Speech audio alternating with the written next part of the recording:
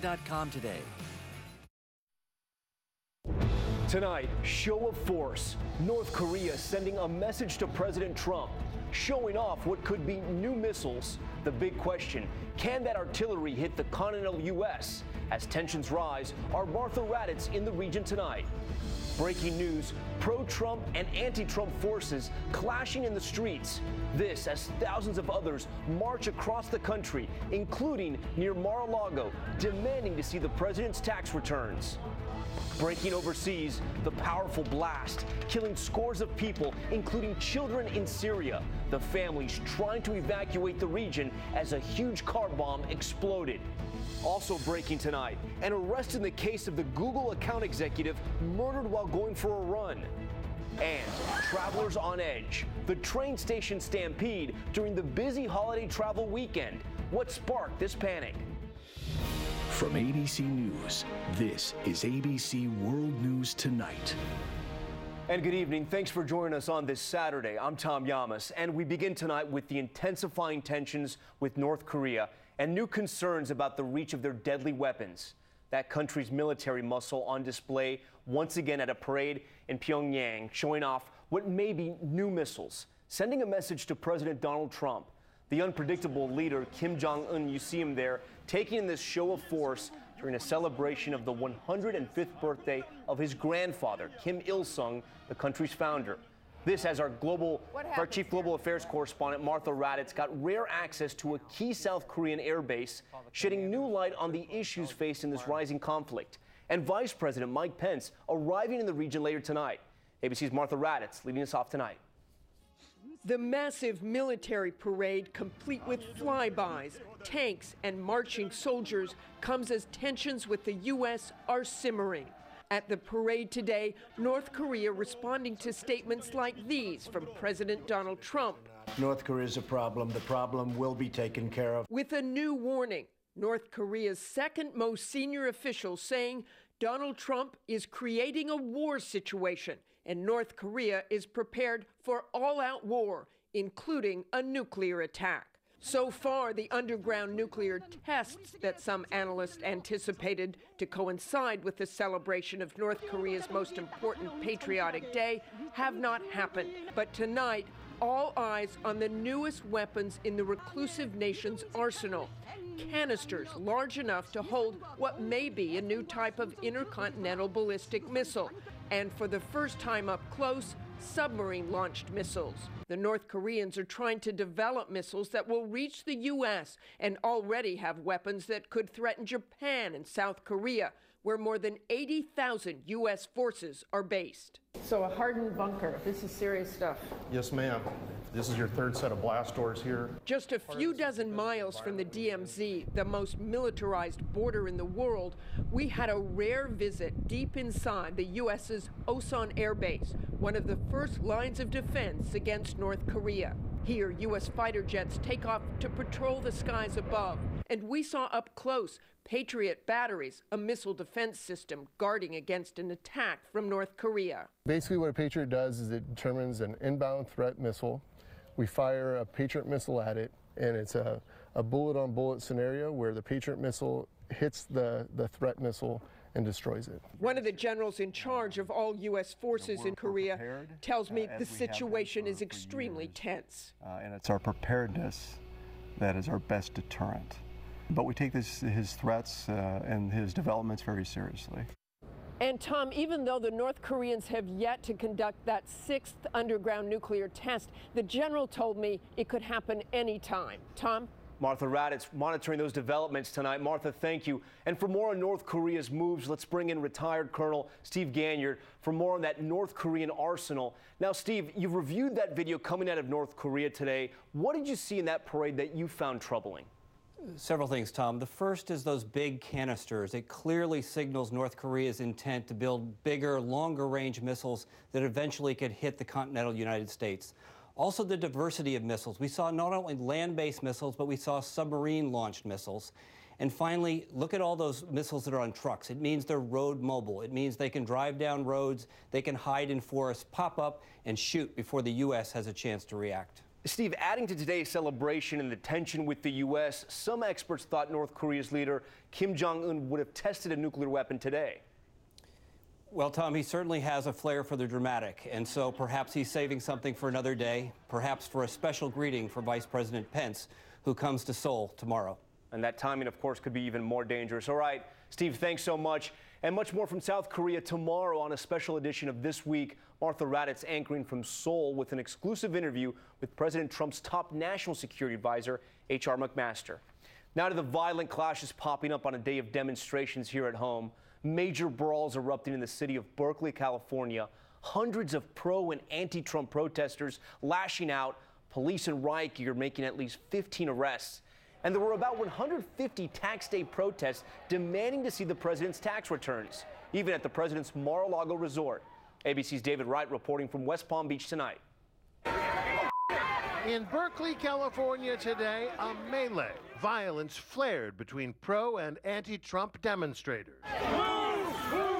A clash complete with firecrackers and pepper spray.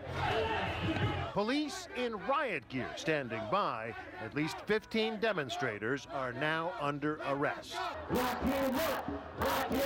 This on a day of nationwide protests scheduled for tax day, April 15th. New York, LA, Washington, and Chicago. In dozens of cities, protesters demanded President Trump release his tax returns. So what does your sign say?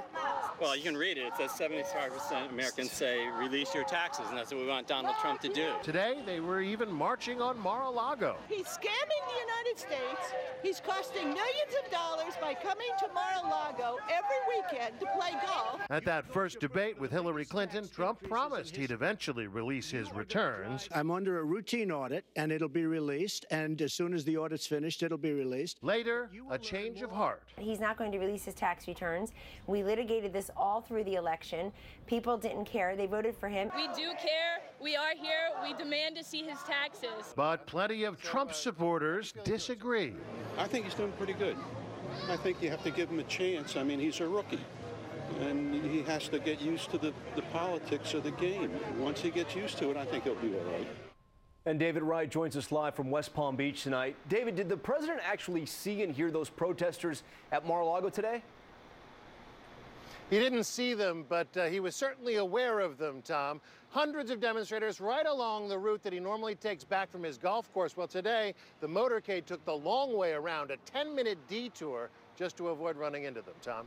David Wright reporting from West Palm Beach tonight. David, thank you.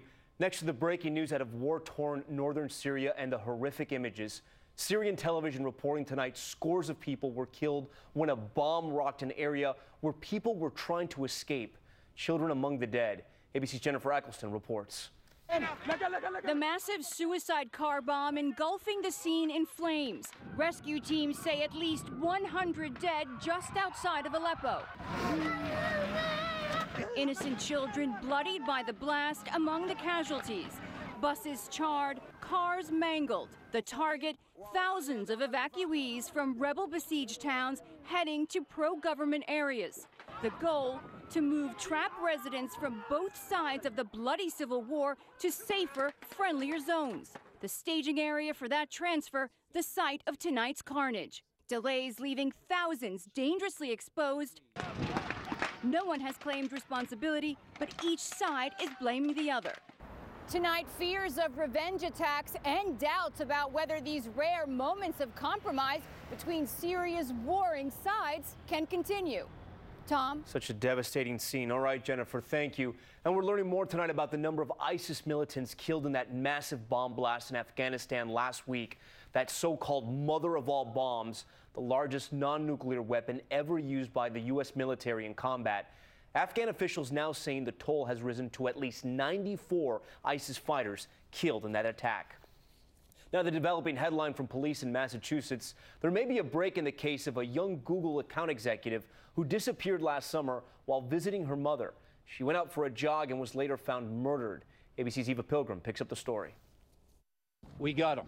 Relief tonight. Police reporting the murder of a young woman out for a run finally solved. Authorities say 31-year-old Angelo Colon Ortiz attacked Vanessa Marcotte. The 27-year-old Google employee lived in New York City but was home visiting her family in Princeton, Massachusetts. She went out for a run in broad daylight on August 7th. When she didn't return, her family called police. Marcotte's body was found in the woods off a 2-lane road half a mile from her mother's home. It was through her determined fight and her efforts that we obtained the DNA of her killer. Investigators say Ortiz's DNA was found under Marcotte's fingernails. After the murder, more than 1,300 tips poured in, many describing a dark-colored SUV and its driver. An alert state trooper spotted that SUV. He looked at the driver of the vehicle and it matched our suspect. Authorities say Ortiz gave a voluntary DNA sample. It was a match. She was a loving, caring, and intelligent young woman who had her whole life ahead of her. Ortiz isn't charged with murder yet. Authorities expect those charges to come soon. Tom? Eva Pilgrim for us tonight. Eva, thank you. Next to the case sparking outrage, 2 Georgia police officers fired after video surfaced on social media showing them punching and kicking a man in the head who was handcuffed on the ground. But tonight, one attorney claiming that video may be misleading. Here's ABC's Adrian Bankert. Tonight, hit and kicked in the face by police. The man assaulted on video, now calling for those officers to be charged as criminals. Punched, tased, kicked in the head, and incarcerated for no reason. I am a law-abiding citizen whose rights were repeatedly violated. Demetrius Hollins was pulled over outside of Atlanta, the situation escalating quickly. Watch as one witness captures video of Sergeant Michael Bongiovanni hitting Hollins. Already on the ground and handcuffed, another person records Officer Robert McDonald's stomp on the 21-year-old's face. Make no mistake, what they did was a crime. Bongiovanni's lawyer saying this video is misleading. Rather than a punch, it shows a shoulder strike and is in line with police protocol to get Hollins to comply for a search for weapons. Both officers are fired within 24 hours. The district attorney now deciding if they will face charges. There's literally no excuse for behavior like this. Bongiovanni's attorney telling us he believes the sergeant acted in line with his training and that he stands by his 19 years of service. We were not able to reach Officer McDonald for comment. Tom? Adrian Bankert with those new developments tonight. Adrian, thank you. Now to the panic moments for last-minute holiday travelers. A stampede at New York's Penn Station after police had a scuffle with the suspect involving a taser, highlighting how many of us are now on edge these days, especially when trying to get from point A to point B. Here's ABC's Kenneth Moten. Mass panic.